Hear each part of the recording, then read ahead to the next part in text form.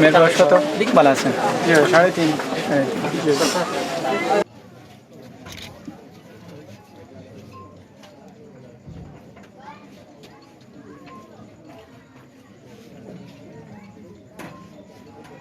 মানে তার বাচ্চাকে দেখার পর থেকে আমার আর টু বি অনেস্ট কোনো কিছু বলার নাই।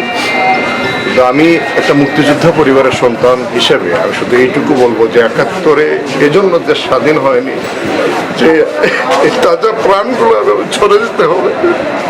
তাহলে 71-এ যারা প্রাণ দিল তারা কেন দিল? যদি এই হত্যাকাণ্ডই বাংলাদেশে ঘটে তাহলে কেন এই দেশ স্বাধীন হলো? এই লড়াই এখন বিএনপি করছে, নতুন যুদ্ধ। এই যুদ্ধতে সকল মানুষ আপনারা সাহায্য করেন, আর ইনশাল্লাহ কামালের হত্যাকারীদের বিচার হবে। এই দুনিয়াতে না হলে আখেরাতে হবে ইনশাল্লাহ।